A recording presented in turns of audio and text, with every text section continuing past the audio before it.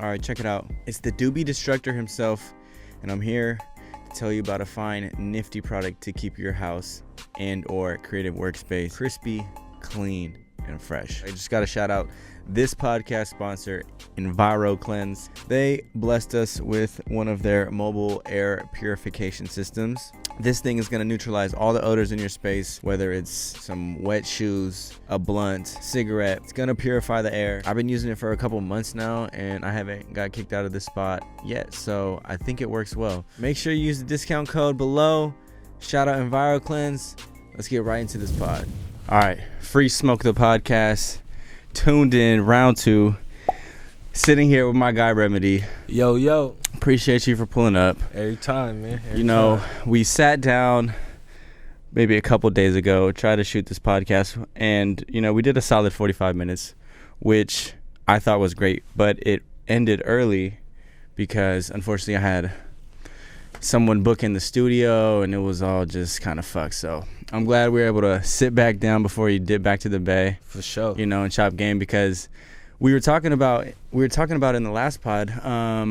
You kind of feel like you might be good at this podcasting game. Yeah. I think I might be a natural, man. I mean, you were on the show with AD for a little bit. Yeah. That gave you a little taste of it. Like, how'd you like that experience? It was cool. I mean, it's regular to me. I don't mind having a conversation that's recorded, bro. I'm gonna be me all the time. Like, anytime you talk to me, you're gonna get the same conversation. So, shit. It don't bother me that somebody got a camera on me or that I'm in front of a mic. How did you get linked up with AD? Random. Just out here fucking with Guap, formerly known as Guap Dad 4000.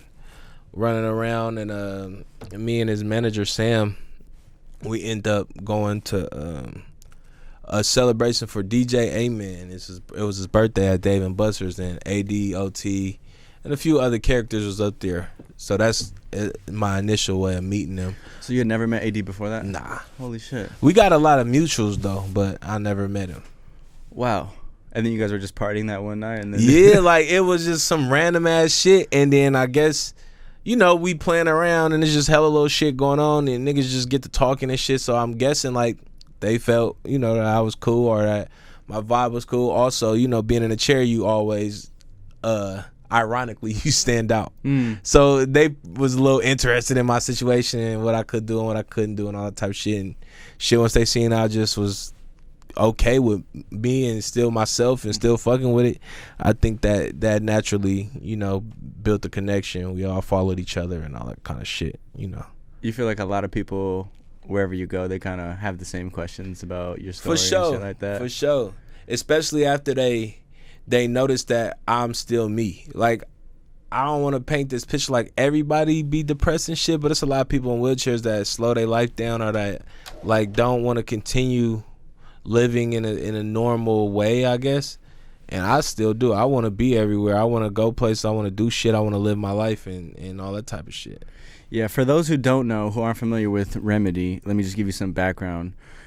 Producer, rapper, yep. Music. You made music videos, manage. You kind of do a lot, right? Yeah. You're from the Bay Area. Yeah. San Francisco, right? Yeah.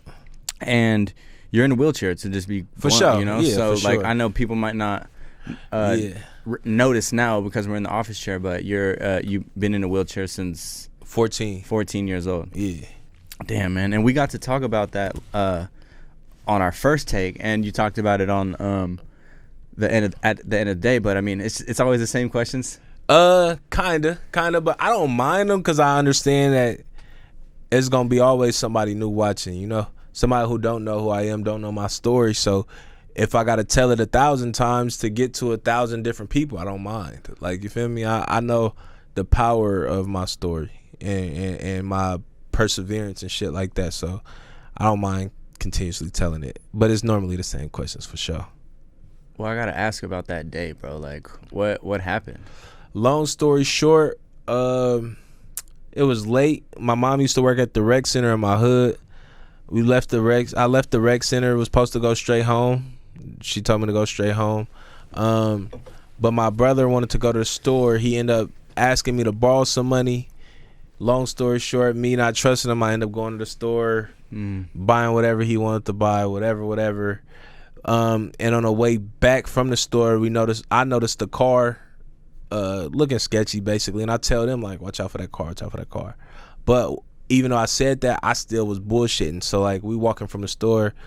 I'm on the phone. I'm eating at the same time, just doing a whole bunch of shit, like not really on my P's and Q's. And then it's a park between my hood and the store, so we walking through the park, and that's when shots rang out, and I end up falling and all that type of shit. Was it really like kind of spunky like that type shit? Actually, yeah, we was fighting and shit back then. I kind of was like close to one of the first like young shootings in my hood.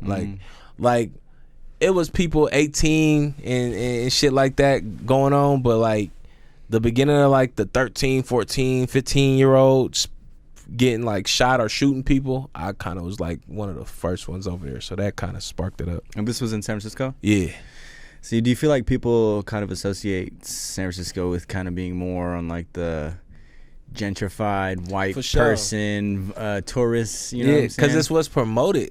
They don't, San Francisco is predominantly, I would say, white or, and all that type of shit. So they don't promote the black side of San Francisco because they don't want it to be out there. And I don't blame them. You know what I mean? Like, we got a sense of culture and pride and shit, but at the same time, San Francisco in general got like its own image it want to push, and that don't involve black people, that don't involve the hood, that don't involve the that struggling, or even the amount of homeless that's out there. You know what I mean? They don't promote that type of shit. It's crazy. Like, San Francisco's crazy. It's all nice and shit. You turn the wrong corner and you end up in somebody's hood, or you hit the wrong alley and you end up in fucking Skid Row, basically. Like, you get what I'm saying? Yeah. Also, from my understanding, I don't test. From my understanding. Mic test. I think my levels were just a little low. It's all good. Test. From my understanding in SF, like the neighborhoods that don't get along with each other are damn near like you could see them, like it's one street here and then you could see them right across the street. That's type my shit. hood. Okay. Like, we damn near one of the closest problematic hoods, like in proximity. It's like literally my hood, one street, and then their hood. It's always been like that? Nah, a lot of people don't. I don't want to get too deep into the details. Mm-hmm. A lot of people think it been beef since like the early 90s and shit like that. Nah, it was all good for a long time. It was a bunch of little on and offs, but never like as bad as it ended up getting. So it kind of got bad in the early 2000s. I ain't gonna go into details of why or why not, but that's the early 2000s. It kind of fired up out there for sure. So we'll go back to that night. You end up getting shot? Yeah. You got shot by what kind of gun? Like a 4.5 and a deuce. Multiple shooters. Yeah. So they just saw you guys and just started.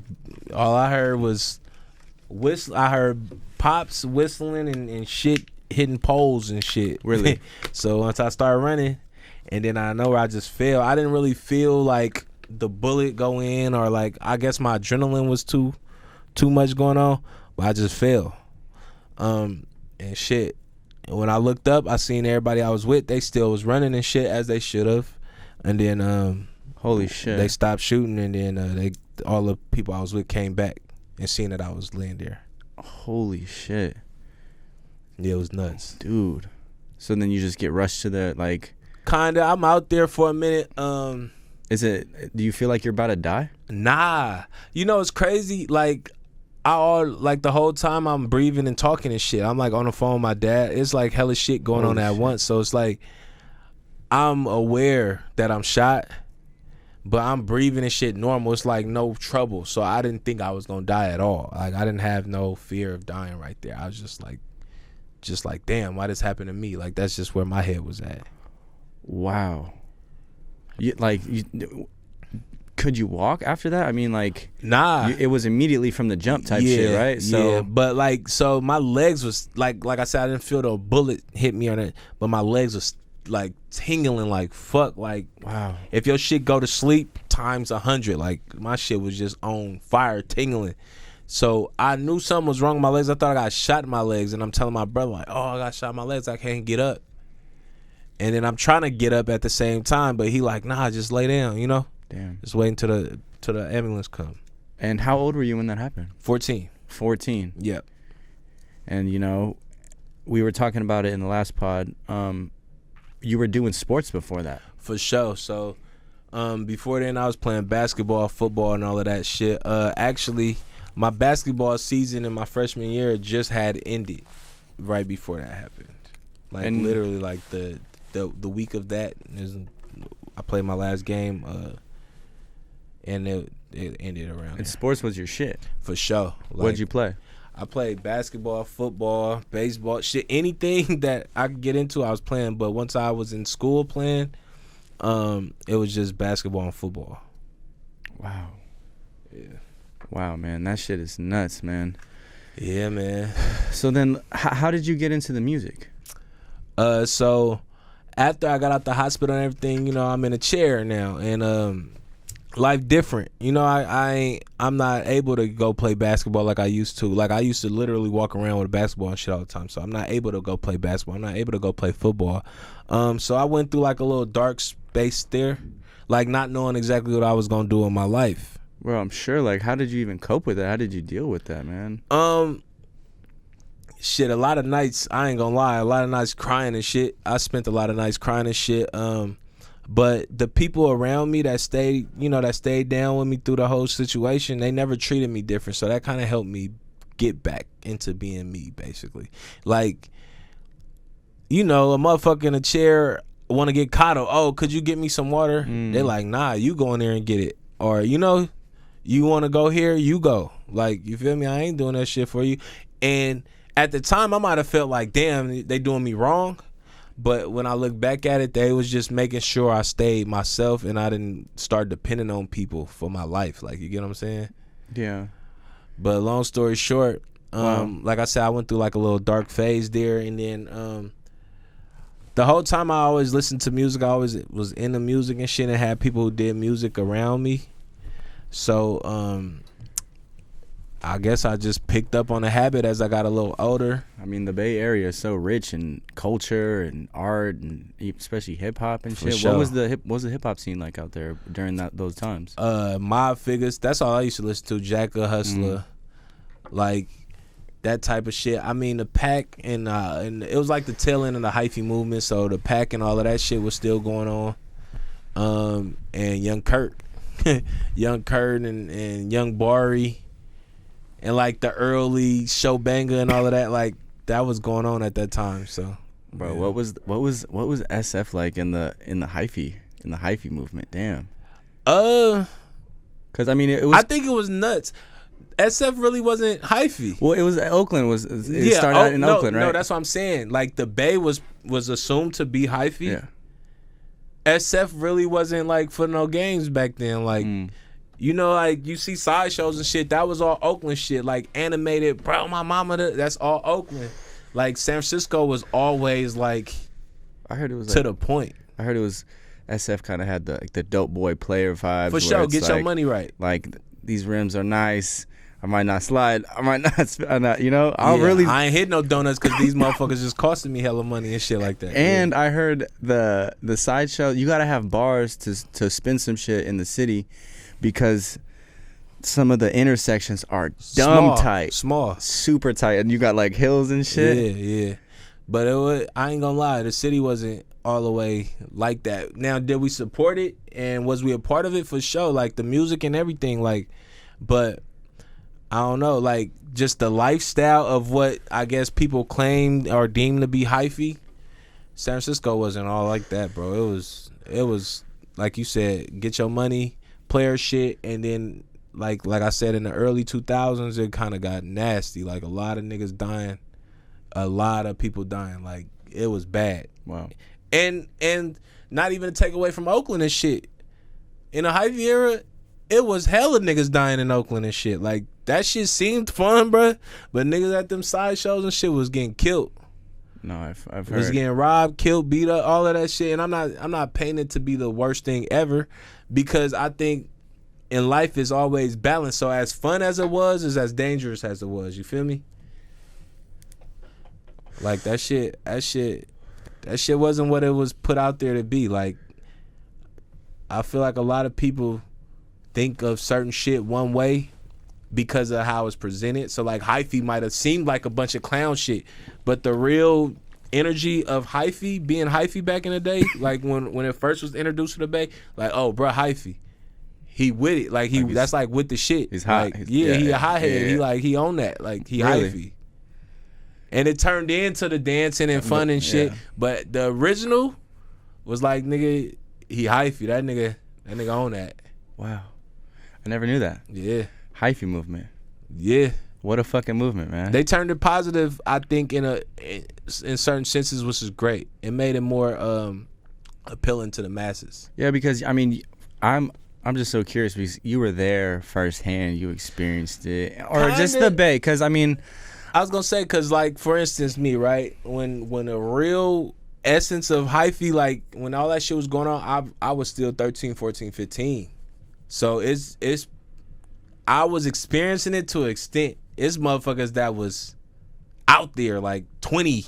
Yeah. You know, they really know what it's like. I was still a little young, but I was aware and I was like up to date with all this shit for sure. do you feel like at that time in the Bay, like people from SF were fucking with people from Oakland and vice versa? Like, were there a lot of like intermingling, or I'm was sure it kind of? it always been some sort of love and some sort of companionship there.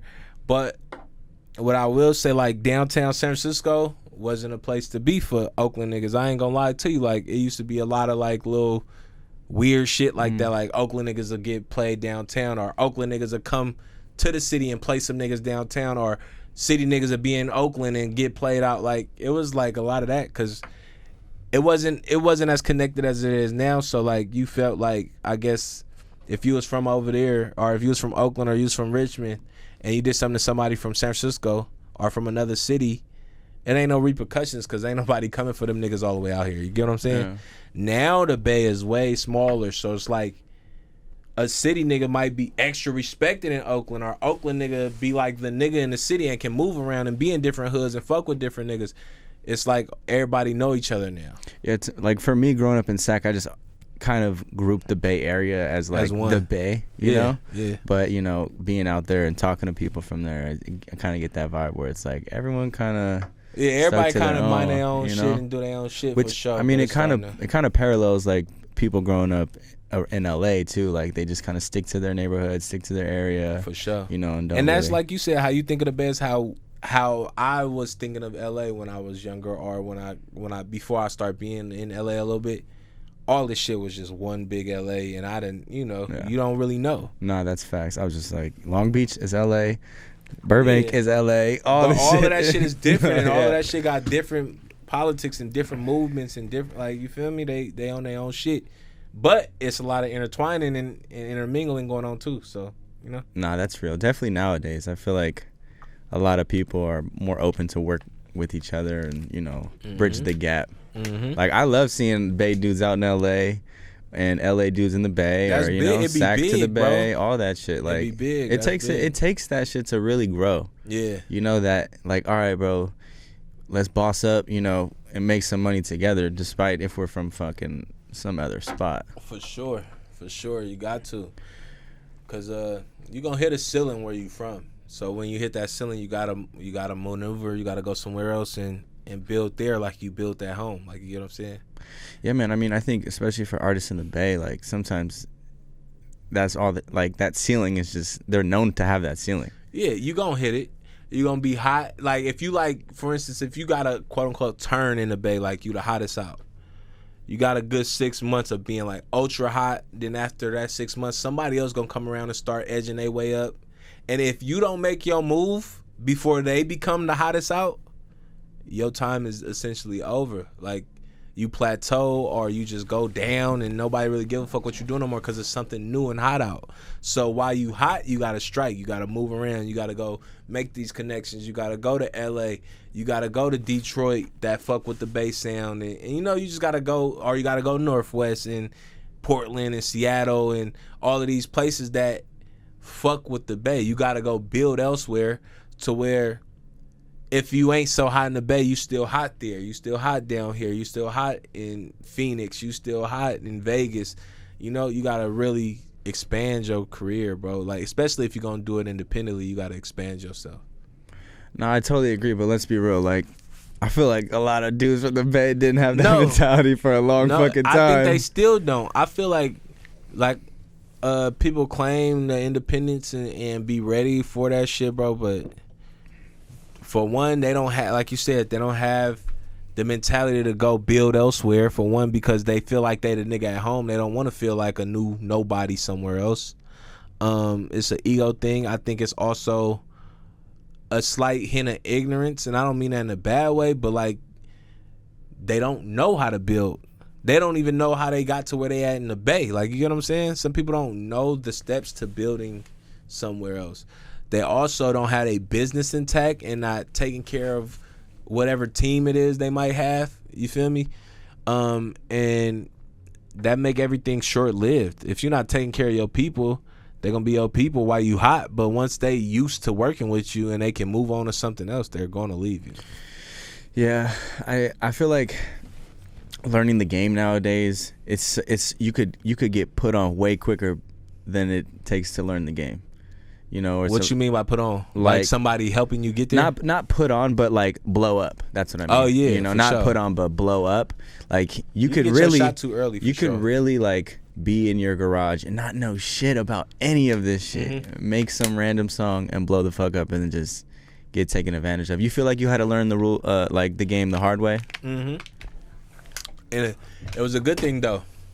I feel like if I would have quote unquote had a blow up time earlier in my life, I wouldn't have been ready, and I would have fumbled the fucking whole situation. And a little bit of Bay fame or West Coast fame that I did have, I essentially did fumble it. But being a producer or being a videographer or being a manager, it kept my name alive long enough to where I can get another chance, or where people still respect my name at a certain level to where I ain't just a nobody. Nah, see, that's what I think more people need to talk about is like, okay, say you have a passion and you're in a certain industry, for example, the video, like I'm in the I wanted to do content, video content. Yeah. All right, I started YouTube first. Okay, I made those types of videos, but then I transitioned to like music videos because it helps the network, you know. Yeah. You build that relationship, and it's also underneath the same umbrella, which I feel like you kind of follow the same pattern where it's like, all right, you wanted to do this, which was make music or make stuff for music, whether it's beats or videos or whatever. Yeah. And you're like, all right, I'm not going to limit myself to one thing. And I feel like it's easy to limit yourself, especially if you start off as a rapper. For sure. Because it's like a ego thing and just like a, damn, like, I rap. I don't want to be someone's manager. I don't want to shoot no one's video, you know? Yeah. But really, it's like, for me, if I was a rapper, I'd be like, man, let me try to get good at these music videos, shoot these music videos, and maybe I could fuck with someone who actually got bars, shoot a video, and kind of, you know, finesse a little verse or, you know, finesse something. Like, I'm going to keep it real. That's part of why I shot videos. At the time when I first started shooting videos, it was only Ayers Jerome. Wow. In the Bay Area. Ayers Jerome, Colin Tilley, but by that time he was already on his way out of here. The Bay's got some good ones. It was Ayers Jerome, Colin Tilley, and Ayers Jerome was ushering in Chris Simmons, which is his little cousin. That was it. It wasn't hella DSLRs, hella little people running around with cannons and making it happen. I was essentially one of the first, like, I would say, like, hood music videographers. Really? Now, it was other people that was doing a thing for sure. Like, but, like, made a name for myself doing it, like, on a level of Ayers Jerome and them in the Bay at that time. I was like and I ain't saying it like I'm proud of it, but I was essentially the cheap route. If you didn't want to pay Ayers Jerome and them $500, $1,000, you can call me and give me $150. I'm popping out in your hood. I'm doing this. I'm wiggling around. I'm fucking with you. And like you said, that just kept me in motion, because at the time I was a producer, yes, but my beats wasn't the best, and my beats wasn't always getting placed, and I wasn't getting the biggest looks and all of that shit. So the way I looked at it was like, oh, rappers need beats, cool. Rappers need videos. let me learn how to be the video man so I can go be around all these rappers, which essentially literally made my career. You feel me? Oh, let me learn how to record people and mix your song a little bit to sound crispier because motherfuckers need they song sounding better. You feel me? Let me learn how to go behind the scenes and usher your career and help you get to wherever you're trying to go and get on all these platforms or get your name out there, because that's what rappers need, and I need to keep my name alive. You feel me? So a lot of shit I learned was, one, to either save my own money because I didn't want to pay people video. I don't want to pay a videographer hella money. I didn't want to pay no beat maker hella money. I didn't want to pay no engineer hella money. You feel me? It was that, and also I didn't want to pay for a feature. So I wanted to go build relationships. Oh, I got this video for you. Let me get on this song for me. Oh, I got these beats, and after I sent you a couple beats and you did a couple songs for my beats, now you don't give a fuck about doing a verse for me. Like, you feel me? Yeah, I mean, what you're talking about is like creating value or like something to offer. Because, I mean, at the end of the day, everything's a transaction. Yeah. You know, and you definitely want people to fuck with you for you being a dope person. For sure. But in order to see that, sometimes you got to have some type of something to get you in the door. And the fact that you were able to see that, I feel like that's why we're here today. You know, that's why fuck with you. For sure. And that's exactly what it is. Instead of being just a rapper, right? Imagine me being just a rapper, and let's just say I meet you. I'm just a rapper. All I can do is ask you for a favor. I don't have shit to give you. If I don't have no money to be like, hey, boom, could you introduce me to such and such? Here goes some money to help me do it. If I don't come at you like that, I have nothing to offer. It's basically like, hey, check out my music. Also, when you check out my music, buy it. Also, when you buy my music, spread the word about me. Also, when you spread the word about me, if you connect it to somebody who can book me somewhere else, give me an opportunity. It's like I'm asking you for hella shit without giving you nothing, bro. Yeah. Like, and that's what rappers be without a team, is like, give me. So instead of that, I do shit like this. Oh, let's use an LA person, for example. Oh, One Take J. Take this 10-pack of beats, whatever you use, let me know. Let's split the dividends be on the back end and we good. Now he's saying, oh, shit, in case you didn't know, whenever you need a verse, I got you, bruh. Like, you feel me? And I might not ever even rap again, or I might not ever even rap with him on a song. But just having him in your pocket is cool because he's somebody in LA. He's moving around. He's known. He know all of these people. So hypothetically speaking, say I see a post of him in a studio with somebody who important, who I might want to work with. Hey, let me send you these beats. Or matter of fact, look, I'm in LA. Let me pull up on you real quick because I'm trying to work with bruh. And we got that relationship, so now he gonna do it. You feel me? But you gotta offer something, bro. A lot of people don't have nothing to give, though. It's like I said, being a rapper, you just taking. Or, I mean, they don't really want to learn, too. I mean, how are you finding this information? Like, have you always been, like, a curious type of person, or? I'm going to keep it real. I think it was, like, just natural problem solving. Because even, for instance, even in a wheelchair, right? One of my natural problems that I had to solve was, all right, bam, I loved sports. I was doing everything to play sports. Now I'm not going to play sports again. What is my next move? I had to naturally find something else I love to put that same passion that I have for sports into something else, which became music. You feel me? Or like, shit, I'm in a wheelchair. I'm trying to get girls. How can I get girls still? And a part of that was basically still live your life, still get dressed, still care about how you present yourself, still go out and live a life and go do shit, you know, and stay you, basically, is how you can still get girls. Like, I just had I had the ability to naturally, like I said, problem solve. So let's even go down to my career. We talking about how I learned how to do like that problem solving and music and shit. Or the technical shit, you know, like YouTube. I'm gonna keep it real. YouTube, bro. Hours and hours of YouTube, doing it myself, fucking up. YouTube, fixing where I fucked up, do it again, fuck up another way. YouTube, fuck up. What were you searching up? Bro, how to do how to make hyphy beats, how how to do this yeah. drum roll, how to do this slowdown effect, how to do just everything. Literally, whatever I heard in people music that I liked, and I'm like, damn, I want to know how to do this. I learned how to do it. I don't even know like piano chords or nothing, bro, but I still make beats based off of looking on YouTube, or even now it's IG Live, which make it even better. Following producer IG Live, you can see him do. You can see how he layer his sounds. You can see how he do what he do, and then you take it and spin your own twist on it. You think the access to knowledge and tools is good for the game or bad for the game? A little bit of both.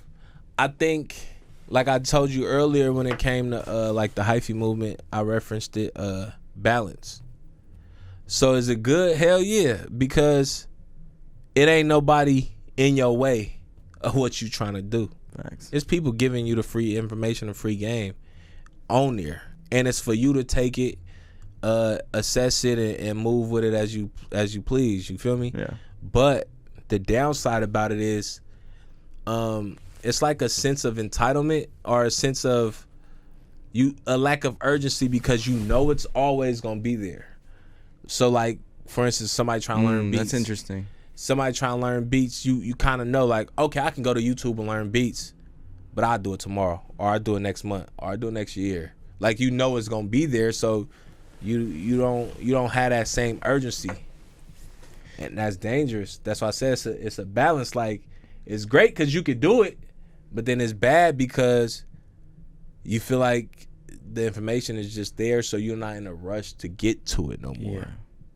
Yeah, and then also I feel like on one hand it promotes like innovation and raising the bar because everyone, can get so good at it, but it also creates like oversaturation for sure. Where Bunch of bullshit not ready. A bunch of bullshit. So you gotta now as a consumer you gotta sift through all that bullshit. But what I will say, and I can admit that a lot of people ain't gonna admit, we all been the bullshitter before. It was a time when you had a camera and you didn't know what the fuck you was doing. That's facts. But you was at every rapper you can get a hold of, everybody with some kind of platform you can get a hold of. You like, I don't know what the fuck I'm doing, but I'm out here, I'm trying to make it happen. Yeah, I mean, I'm definitely like that, and I agree.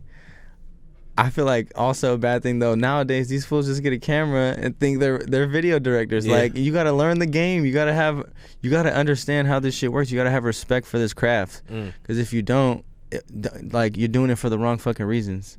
You know what I'm saying? Like, but the thing that taught us, like I said, the balance thing that taught us that respect was not having that information just flat in front of your face. Yeah. You had to go be around other people, camera crews, and be like, oh, this how they do this. Oh, this how they do that. You had to go shoot some videos and fuck up and fuck up hella times.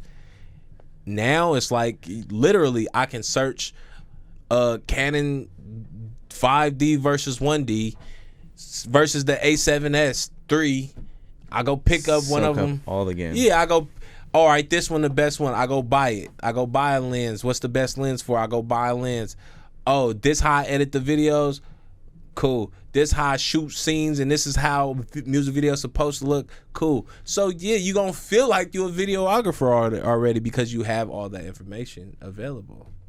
But experience is always gonna rule.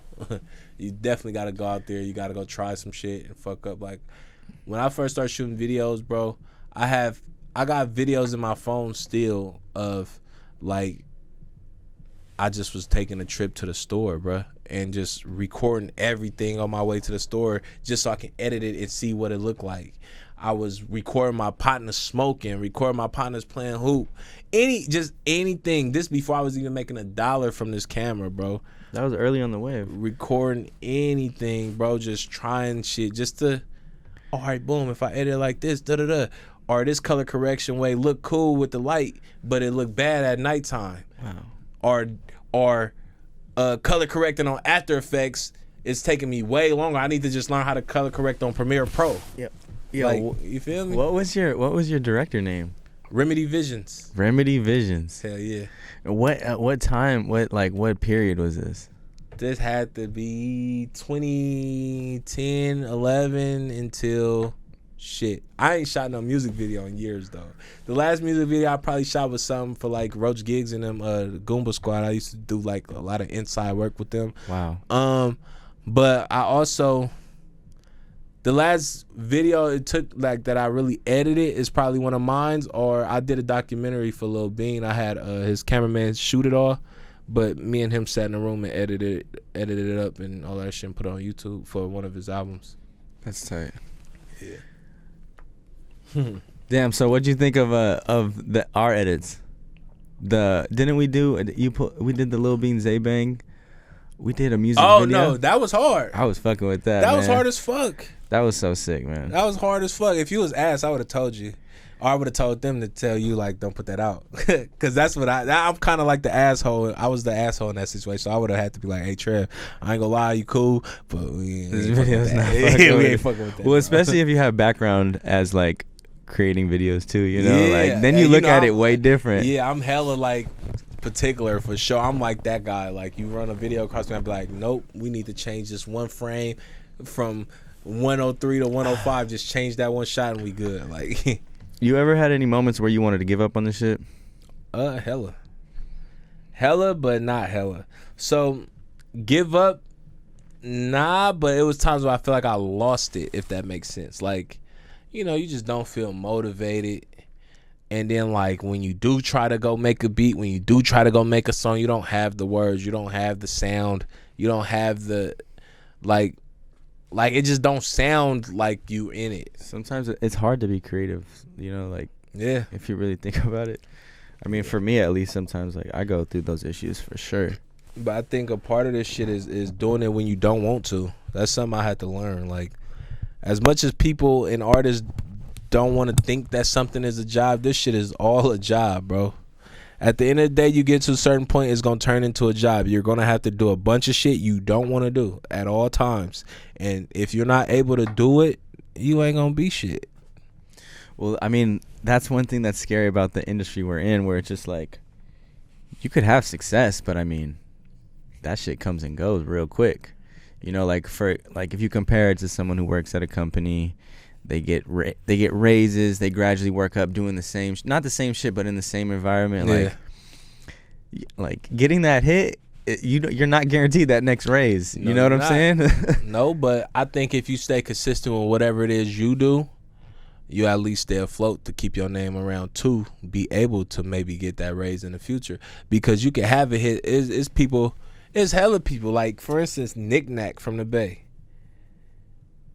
He had major hits with Hoes Ain't Loyal and the Sean Kingston and Chris Brown song. I was fucking with Starting Six. No, I know him from that too. That's how I even know who he is.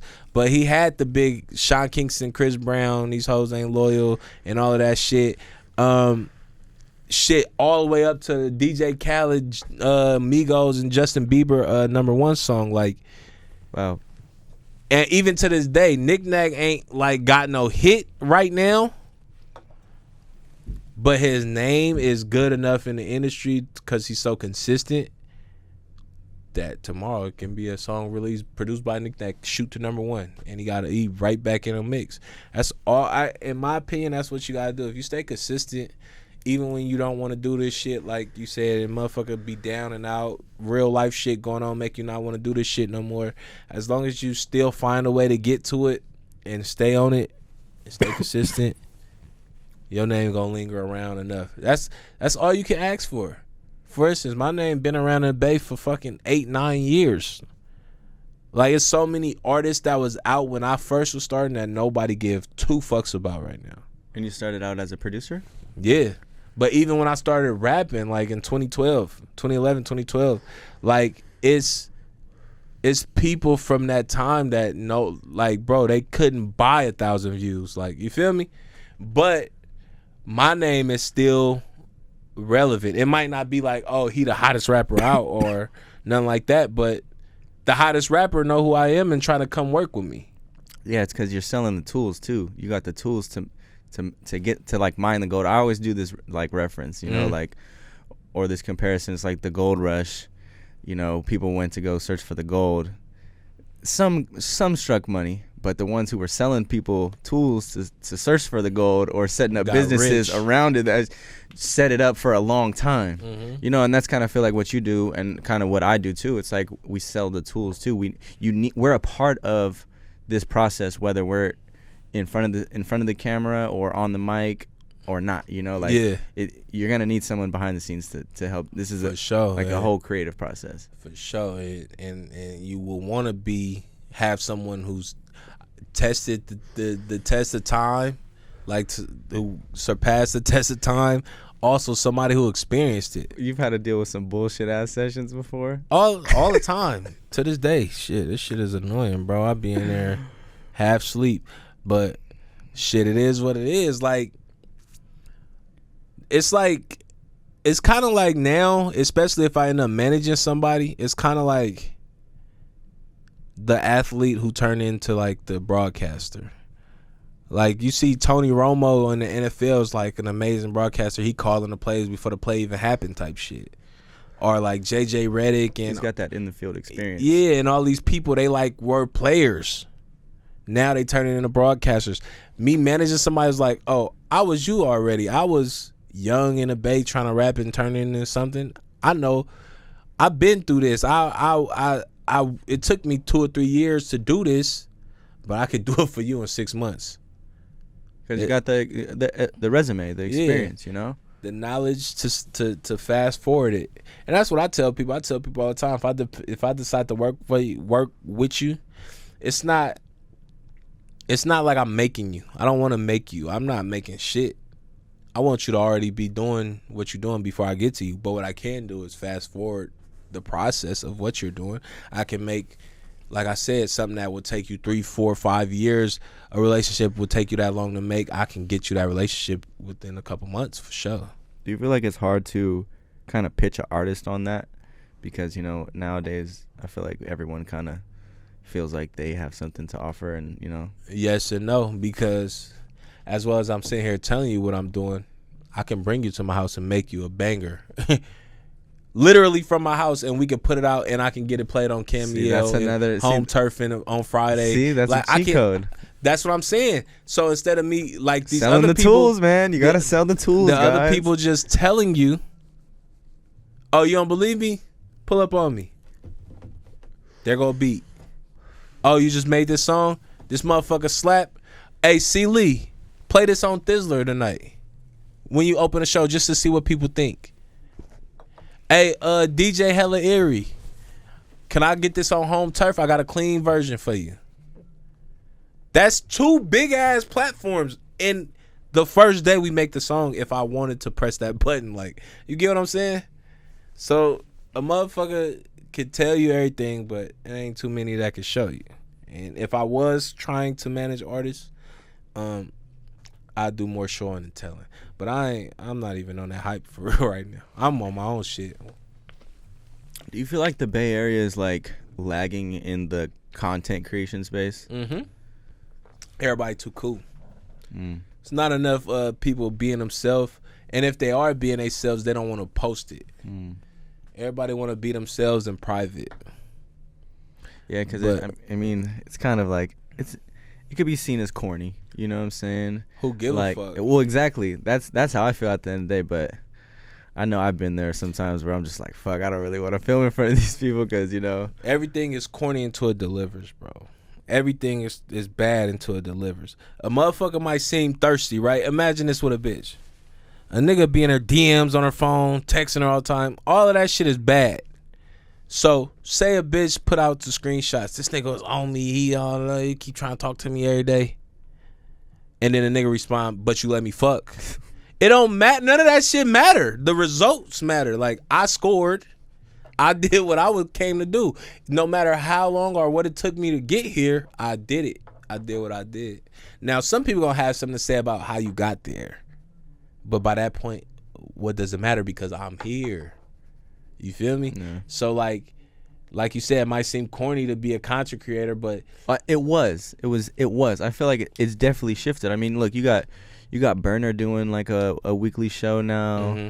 You know, I mean, I get the Bay has always been creating shit, so Yeah. I don't want to make it seem like y'all not doing shit. I just feel like there's so much quality shit that could be going on. Like I look at it like, do you feel like the Bay Area could have like a No Jumper-esque kind of type platform? I think they kind of already do. Or like, I mean, like in Thizzler, like I just feel like there should be someone doing real interviews and podcasts and shit like that. Like, how can I say it? I think it needs to be, well, for Thizzler in particular, from what I noticed outside looking in, I don't really know, because I fuck with everybody up there for sure. They're my people. I think it needs to be more of a hierarchy, like not like, I don't know the full ins and outs, so I'm speaking like I'm blind shooting right now.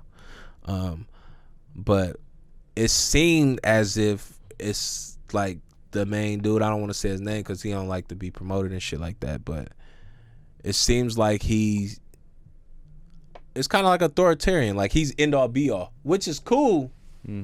But I think, like you saying, if more creative minds and more concepts were taken and taken into consideration, it could possibly grow into something bigger. But we gotta think of where Thizzler at, and what it's based on is, and it's not even Thizzler's fault, it's the Bay Area, which is not really black. The Bay not really black. The Bay not really hip hop.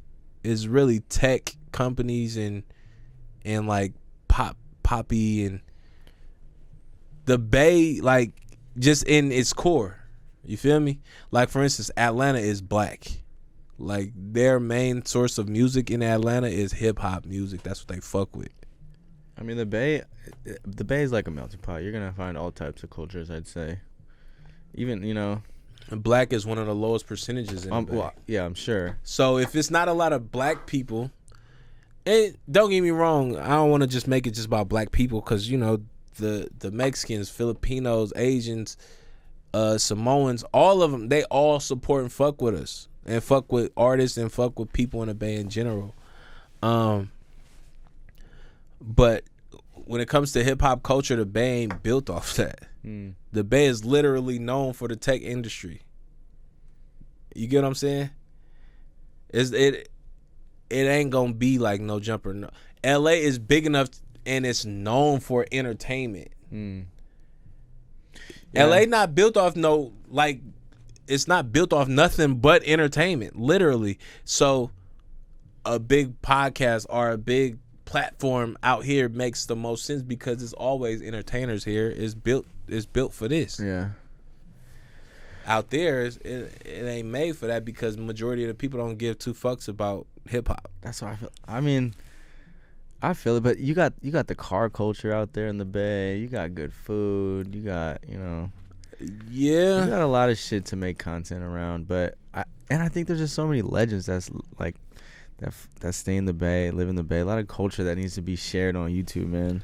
I'm just pushing. You right. You know? You right. You could be right about that. But I mean, even in talking about Thizzler, like, I think they've been elevating. Like, man, to their be able, content, like I said about a rap career, to be able to sustain for 10, 12 years like Thizzler has, it's hard to run a media company. they are great. They're doing their fucking thing. Nah, I don't give a fuck what nobody facts. say. Like, people can hate on them. People say they don't fuck with it. Certain people in the Bay, and who give a fuck? I mean, They still here, and motherfuckers still talking about them. So that's all that matter. The results, and at the end of the day, it's like, business is business. for sure. You know, it's like, especially what I've learned with this having a platform thing. Yeah. It's like, you gotta also appreciate that, understand the hierarchy, where it's like, all right, man, like, if it ain't your shit, you can't make a call. It's weird, because people feel attached to their art, which is like the music video. Yeah. And then you got someone saying, it's like a label, kind of like trying to tell you or charge you or just do business around your art. It always gets kind of tricky. Well, don't go to their fucking platform if you gonna take it personal. I mean, that's facts. You feel me? Like, if you gonna take that personal, don't go to their platform. Like, I'm not gonna say it's other platforms that amount up to Thizzler, but it's other shit you could do to make your shit work. You don't have to just depend on one platform. I don't give a fuck what the platform is. There's other ways to make your shit work in a bit. And that's the thing. Everybody just Motherfuckers look for the easy way and not the hard work. The easy way is, let me get this to Thizzler. They gonna put it on their shit and I'm gonna blow up overnight. That's the easy way. Everybody want the easy way. No, nigga. It take literally building fans one by one. Start with your family. Make sure they like your shit. Then your friends. Make sure they like your shit. Oh, if you in high school, you in a perfect place. Go to your school and promote yourself. There's 1,000 kids at your school. You get that 1,000 kids that like your shit. They all got little brothers. They all got family. They all got big brothers, big sisters, whatever. You feel me? That's peak, bro. That's literally how I was thinking. Like, I wish I was making music when I was in high school, bro. I wish I was making music when I was in high school. That's the easiest way to blow up. You a kid. You of the times. You know exactly what to say, how to look, how to present it, how to promote yourself. You probably already on TikTok and Instagram all day. Like, bro, you in a perfect position. So I mean, let's get into that. Like, you were making beats. You're still creating the rhythm and the bounce of. You're creating the sound. Yeah. So I feel like at the time you were in the mix. No, while you were making beats, you know? I was, because I was like fresh out of high school. So I was in the mix and around for sure. I was of the times and the essence for sure. But like I said, it's just different being like a 15-year-old rapper compared to being a 20, 21. And yeah, the kids fuck with 21-year-olds still. But they really fuck with the 15 and 16-year-olds that's look like them, feel like them, and making a soundtrack to their lives. That's where it's at. I ain't gonna lie. I think grabbing younger artists is where it's at right now, boy. You get your young artists and you know how to get your young artists to like the grown platforms while still being in school. Out of here. So you're always kind of trying to look for new talent? Nah, I ain't looking right now. But if it come across the desk and it makes sense, me and C-Lee, I'll be fucking with C-Lee, so me and C-Lee might team up. I've been out here with Sam Lancaster that manages Guap. Me and him might see something team up. I'm just the Swiss Army knife that's involved. I might not even be the manager at this point. I might be the person that, all right, I'm going to make sure the music is good. And then y'all just handle whatever the fuck else you supposed to handle. No, yeah. I think the wave of just the Bay content creator vibe is just gonna. I think it's just a wave's coming. For sure. You know, you got Bootleg Kev over there at Above All. He's been running that. He's been doing a lot of content for them. I mean, you could argue that they're also doing that type of content like No Jumper now, which is dope to see. Yeah. I mean, I'm just excited for it, bro. Because there's so much game in the Bay, dog. Nah, for sure. And that's why, in my opinion, people from the Bay come to L.A. People from the Bay go to SAC. People from the Bay go to Fresno and all these kind of places and wiggle their way to the top somehow. Motherfuckers be around and involved. No, like, if you go into most of these fucking labels and shit, it's people from Oakland, people from San Francisco, people from Vallejo. Like, how the fuck this motherfucker from bottom of the scum in Vallejo get you fucking COO VP of fucking Atlantic or some shit like that? Like, you feel me? Yeah. That's how it should be. You gotta work and wiggle. You ever see yourself being like a exec? Yeah, it's possible. Yeah, I can see it. Get a little older. I would have to be out of touch with the production side though. Like, it'd have to be when I'm too old to like keep up with the sound. Like, I think I got a good solid 10, 12 more years of being able to create what's going on and create the vibe of what's going on. When I'm up there, niggas get mid-40s and shit like that. Who knows? I might get a job tomorrow and be working my way up to being that shit. I don't know. I'm working and wiggling though. I'll say that much. How many years did it take for you to make a tight beat? A dope beat? Yeah, like my first type beat. Like, what was the first type of beat you showed the homies? Terrible. Did they just rip your shit apart? Or I used to beg people to rap on my beats, bro. Damn, they're just like, nah, bro. Yeah, nah. I was begging, bro. Did you get it? Did you get this beat? Did you get this beat? Did you get it? Oh, man, did you get it? Resend that shit? I didn't get that. I was begging, bro. But I think I have to put in like at least a solid 4 or 5 years to get like a real, in my opinion, like a dope sound beat. Were there people just straight up telling you, "Nah, this shit's weak"? Hell or yeah. were they trying to be nice? Nah, people for sure tell you. People be like, "Nah, I'm gonna pass on it, bro." Like a motherfucker tell you some shit like that easy. And when I was first making beats, it was MySpace and shit going on. So I'm like trying to send shit to everybody, emails and It's shit. like it's kind of like the same kind of energy of like, all right, asking a girl out. Like you're putting yourself out there. Yeah, and then you can get turned down and rejected, dog. But after all of them rejections, you start finding little loopholes to the conversation to make her get interested, and you start finding a way to sell yourself better to her, to where you seem more like a better choice at the moment. That's all it be. A motherfucker it's all based on how you present yourself. Even with me and the beats, when I go into somebody's studio that I don't know, and I'm going in there, for instance, let's use AD. I've never been in the studio with him. But if I go in the studio with AD, one, it's 2 or 3 ways you can go about it, but I'm going in there listening and getting the vibe of what's going on instead of going in there like chest out ego, like, oh nah, I got the best shit, niggas can't fuck with me either. I'm not going in there like that. Although you should be confident, don't, continue to be humble at the same time though. So it's like, it's how you present yourself. All right, bro, I think you'll sound good on this type of beat, so I'm finna play you these type of beats. Feel me? And most of the time, motherfuckers like what I play. So I guess I'm doing something good. What's the Remedy sound? Mob music with more of a bounce.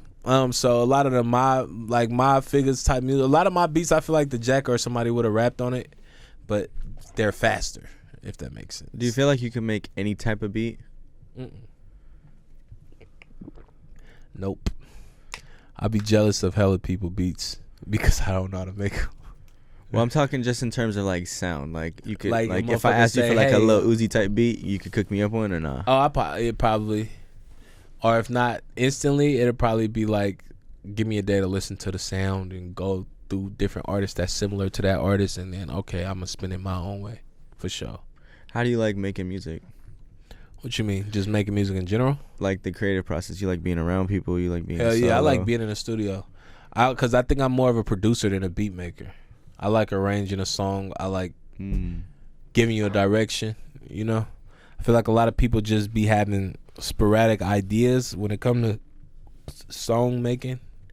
They might be great at doing verses, but terrible at making a song. I want to make a song.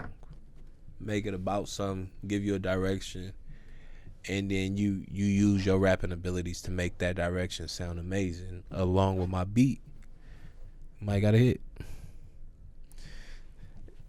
If they hear the school bell, it's a Remedy beat.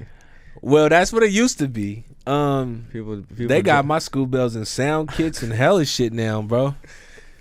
Were you the first with the school bell, bro? Yep. The song that made it popular is Mr. Everything by Drakeo. That was like, I was already using the school bell, but that was like one of the songs that like was big in different places. It wasn't just big in LA. It was big in the Bay. It was big up Northwest. And you start, you hear that, and then boom, I turn around and do On My Mama with Young T.O. Wow. Got the school bell in there.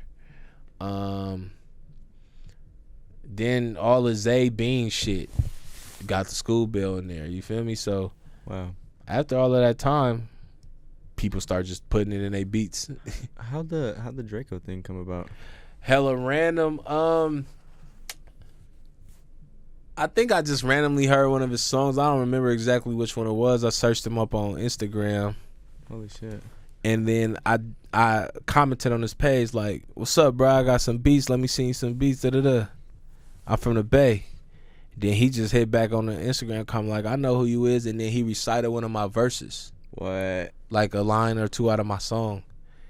And then ever since then, he DM'd me his email, and then I was just sending him shit. And even him, like, he's hella picky. So he was passing on a bunch of shit, but when he liked something, it always came out Like even the last 2 songs that he put out when he was alive was my beats. Really? Hun Diddy Bop Bop and Go Crazy. I made both of those beats. Holy shit. So every beat that... Let's go, man. Man, that's what I'm saying. I've been around, bro. That's fire. So every beat, like, when he did like a beat that I make, it always, like, do the song. He really liked the song and then he shoot the video. Like, always. But, like I said, he passed up on a lot of shit. He passed up on a lot of shit. But, yeah, man. R.I.P. Drakeo. That's a fact, man. R.I.P. Drakeo. So, like, how long did it take for him to start fucking with your beats? Like, how many times do you have to get denied? Nah, he damn near instantly. Like, Mr. Everything was probably one of the first beats I sent him. Are you working in the studio with him, or? Nah, well, then I was just sending him shit. And then a couple times I came down to LA, I just fell in the studio with him and shit like that, for sure. Wow. Wow, man, that's sick. Because what happened was when Mr. Everything and all that shit dropped, he ended up going to jail. This was the first time he went to jail. Then he got out and did a show in, I think it's like down in OC somewhere. I forgot. It's like one of the main little spots that people perform out here. I forgot what it's called. I think you would know. I don't know. But he had a show there. He knew I was coming, but didn't know I was coming. But I'm like, bro, I'm driving down. I'm going to your show. You feel me? You fresh out. I'm coming. And it's crazy because at that show is where I met Ron Ron. I didn't know Ron Ron from Can of Paint. And we was just like, oh, you're a producer. All right, let's link. Next day, we start linking. Damn. And then I actually met All Black at that show, too. Because I never knew who All Black was. I never met him. But then, oh, you from the Bay? You came down here. If Drakeo fuck with you, you came down here. Oh, I fuck with bro, too. What's up with him? My name All Black. Da-da-da. Wow. And it's like, then I meet Ralphie, all the other characters involved. And I meet the manager, Picasso, TK, and that I still have relationships with today, to where they manage so many artists. I could call TK and be like, oh, you managing such and such. Let's link up and get me in a studio session. And he gonna be with it. Like, it's shit like that. So after he got out that time, he was out for a cool minute, and then he ended up going back to jail or something. And then that's when they went down for a minute, after the murder and shit.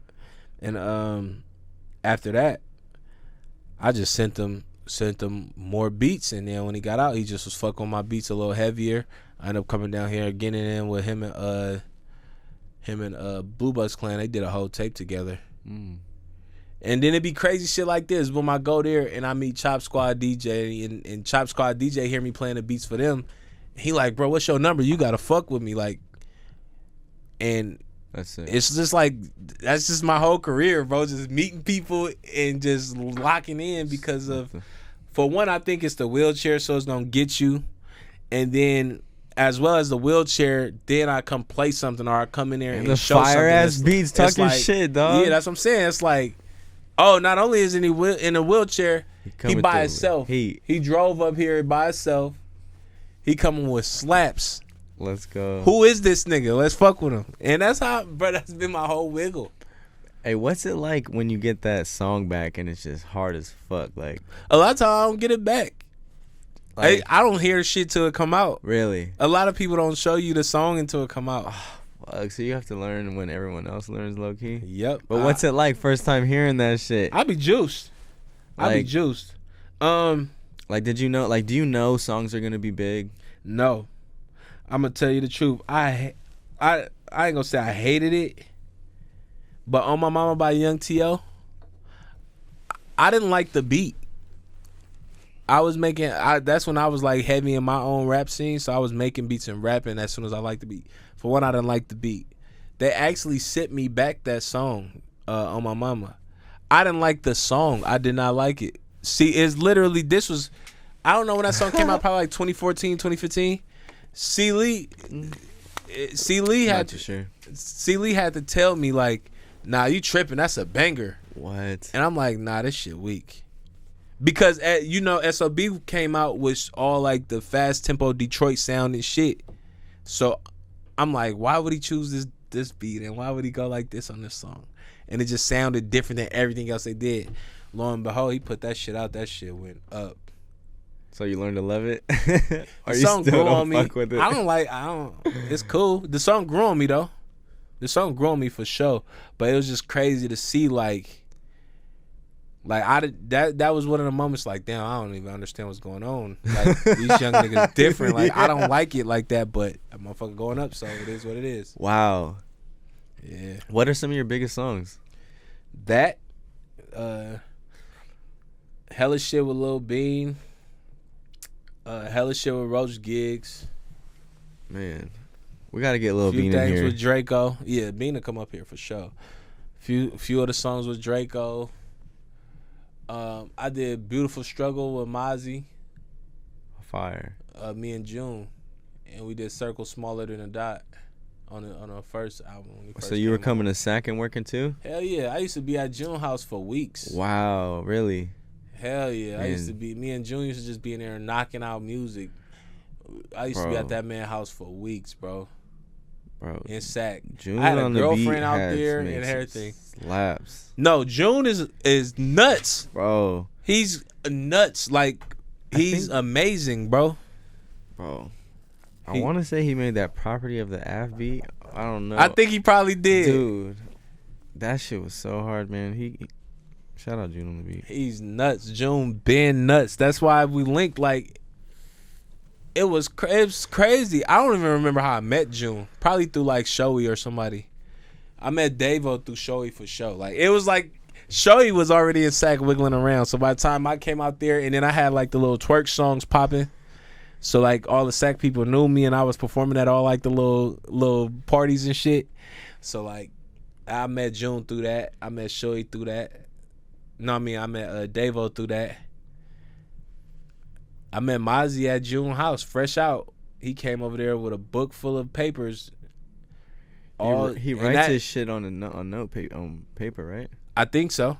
I ain't seen him record recently, but I know when he did that, that was like the whole first album, Gangland Landscape. I damn near was there. He recorded the whole shit in like a couple days. Wow. June was just sitting there and make beats or playing beats, and Mozzy's like, all right, let's use that one. And he'd go through his papers, find a song for it, and go crazy. Dude, that was a crazy time when he was dropping all that shit. Man, hella inspiring story, bro, to see that nigga fresh out, like in, I can remember what he had on type shit. He just had on some tan Dickies and a white t-shirt with some regular shoes, like probably like some Black Forces or something, and just in there working. Yeah, man. I like. And then, no, my bad for interrupting you, bro, but just working and seeing that to where you at now, bro, is nuts. Going to Davo house back in the day when Davo was like making beats and shit, and motherfuckers probably was passing on Davo beats or being funny with him and all of that shit, and seeing that and to where he at now, that shit is hella inspiring, bro. It's no way you can't get inspired by that shit, bro. Got movie soundtracks, NBA soundtracks. What, he run shit? Yeah. Them niggas Davo running be making shit. plays. I'm trying to get Davo on this shit too, man. Davo, fuck with me, dog. Them niggas running shit, bro. Nah, that shit's real as fuck. That Damn, shit crazy. So to you see. were, because like coming up in Sacramento as a video director, like Mozzy kind of inspired a lot in the city. Yeah. And he kind of created this ecosystem for guys like me to kind of make bread as a video dude. Yeah. You know what I'm saying? Yeah. Like, if you got a poppin' rapper out the city who's bubbling, it's gonna inspire a lot of people to rap, or you know. Yeah. So I kind of want to sit down and just kind of be like, damn, bro, like You don't even know what you did to me, but you did that for me, bro. Like not like it in like a weird like. Nah, it really is Cause and effect, you know, it like all trickles down, yeah, bro. yeah, like, down, and you bro. don't think about it like that. Like, damn, bro, like that is pretty sick, man. Yeah, I'm telling you, that's my whole career, everything, bro. It's just been literally meeting people and networking, and being there like right before something happened for them. For instance, Neff is working on his album. This is how I end up on Neff album. I had a song on one of Neff albums. I go in there and play him some beats. He passed on most of the shit. I play on one of my songs. He loved the song so much he put it on his album as an interlude. and OMB Peasy was in there before he was all the way. Like his song probably just had the Lay Down song probably like just touched like 50,000 views or something like that. And they was in there like bigging him up, and I met him, followed each other and all of the shit. To this day, me and OMB Peasy still got a solid relationship to where I can literally call this nigga, or I can shoot him some beats and he gonna go through them and see if he likes something, or he recorded on a couple of my beats and all that kind of shit. Like that shit be crazy, bro. Like, I mean, I learned. Someone told me back in the day or whatever. People say, okay, it's not what you know, it's who you know. Yeah. But not only it's who you know, but also who knows you. Yeah. So you gotta, if you're in that room, first you gotta get in the room, then you gotta make yourself known in that room. For sure. That I'm telling you, if I go somewhere, I ain't even going in there to steal a show. I'm gonna assess the situation and address the situation. If it's like seem like everybody just seem hella thirsty and weird, I'm gonna go about it a certain way. Or if it just seem like everybody timid, I'm gonna get assertive and jump out there. Like, you feel me? But motherfuckers gonna know, like, whoever that is in that wheelchair, that nigga came in here with some fire. He came with some fire. He made some connections. He met a couple people, wiggled around, and did it moving. All right, who's in your like top 5 beat makers? Top 3. Tough question, bro. You look up to anyone? Everybody. Everybody, from the old niggas to the young niggas, everybody. I'm not gonna lie, I couldn't even specify who right now. I ain't gonna lie, I just listen to a whole bunch of music. I listen to music that people probably don't even think I listen to type music. Like, it be motherfuckers who don't even know I'm listening to them, and I'm listening to them. They probably think like, damn, I wish somebody, I wish Bean would listen to my music. I wish Remedy or somebody would listen. I'd probably be listening already. I'ma like it. I'ma pop on and be like, bro, you raw.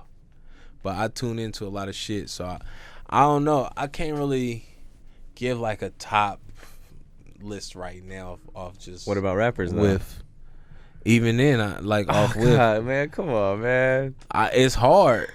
It's hard to just get that out instantly and actually mean what you're saying, because I'm gonna fuck around and miss hella people or miss a couple people that I might really am into. Man, very, very industry media trained. No, I wasn't trying to dodge it though. I wasn't trying to dodge it though. I just know I'm gonna sit here and be trying to tell you niggas, and I'm gonna be like, and it's gonna be a 5-minute long of me sitting here pondering. That's how I am too. Where I just got like, all right, man. Well, I really got to think about this because this is a serious question. Yeah, that's some real shit. You don't wanna skip people or leave them out for sure. Hey, did you see that clip of Ralphie talking about Daboii had a better album than Kendrick? I didn't see it. I heard about it. How do you feel about that?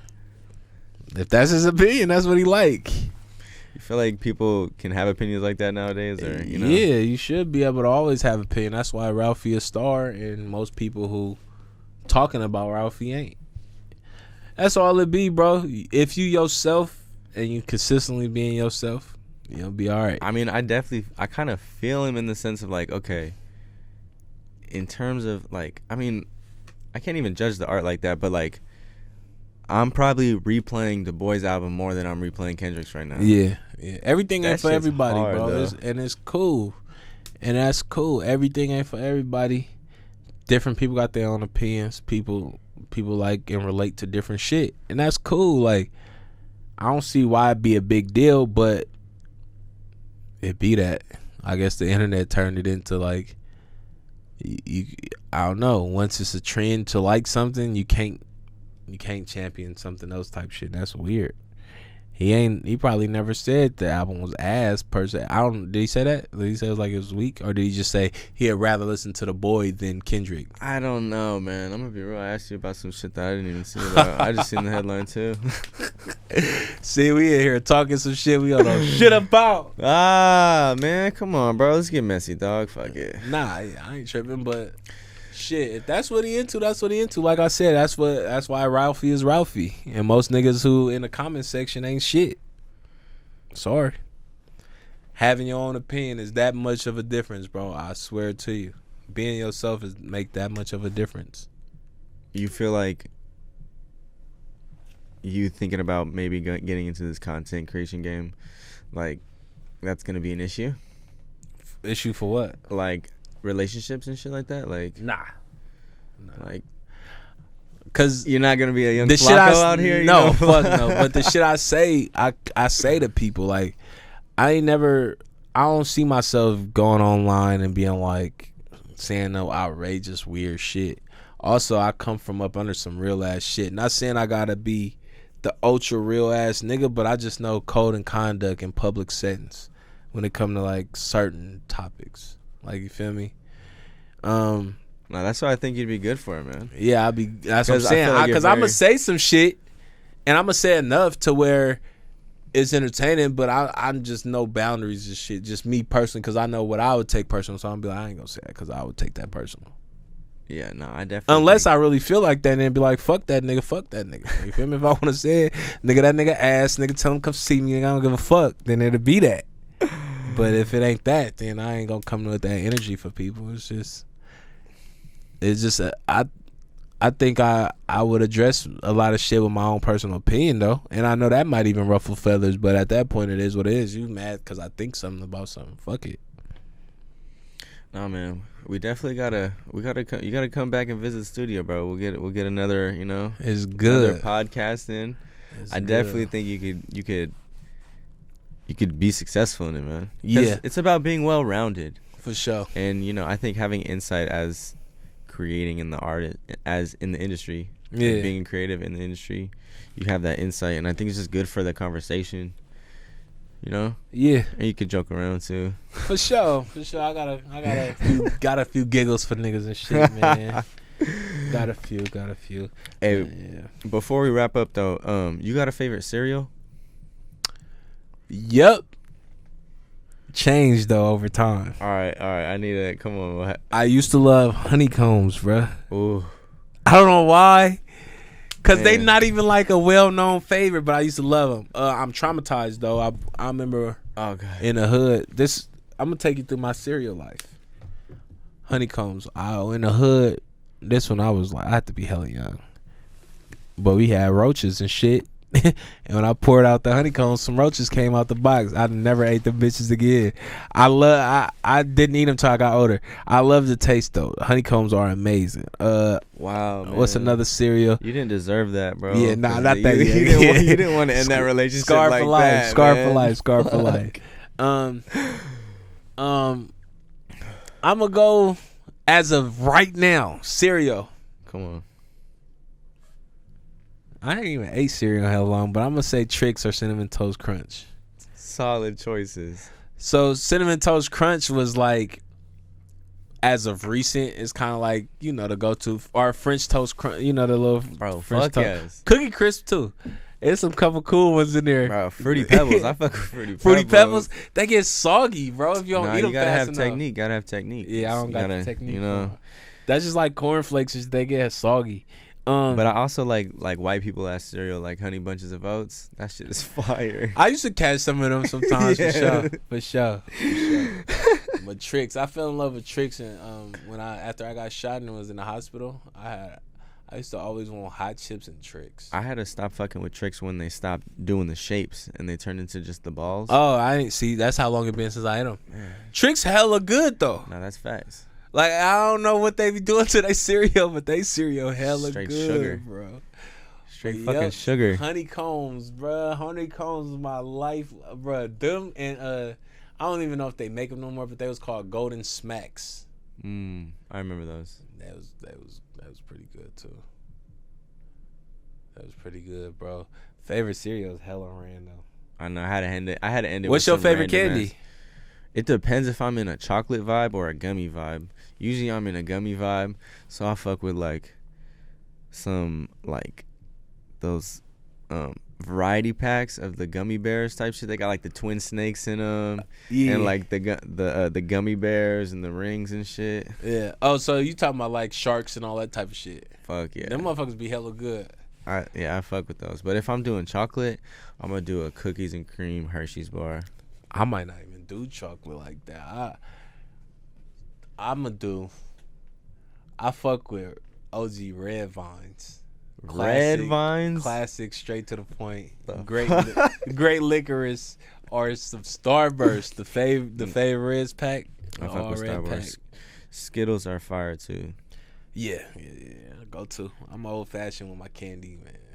I really fuck with those the cola candies too. You said cola? The cola, like they're the they taste like ones.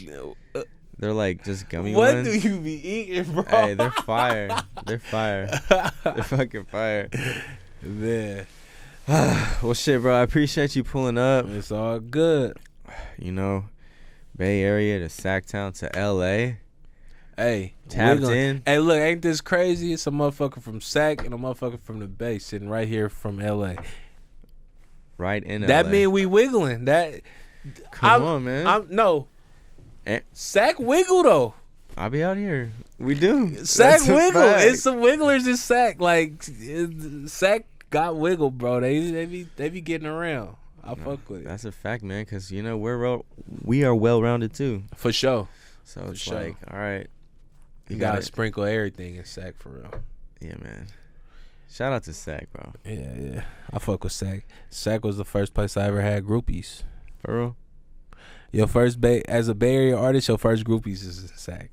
For sure. You go to Sac, they going crazy. For sure. There definitely are some goers in Sacramento.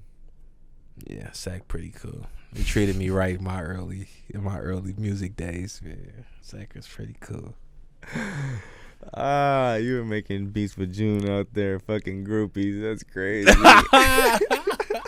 And June was huge in Sac too at the time. June was huge. Like in the Bay, I didn't hear about June a lot. But when I got to fucking with June was already like really a somebody in Sac. Like really a somebody. Shit was nuts. He's got some slaps for sure. But yeah. Wild times. Man. Yo, like, comment, subscribe. Free Smoke the podcast. You did. Shout out my guy Remedy. Yep. Fuck with him in the building. Yo, if you need a music video, tap in with Remedy, man. A video? Maybe some beats now, man. I don't know about the video. If you coming with a nice penny, though, I might put my brain to work for you, man. That would be fire. For sure. That'd be fire, man. Appreciate you having me, though, bro. Hell yeah. Thank you, dog.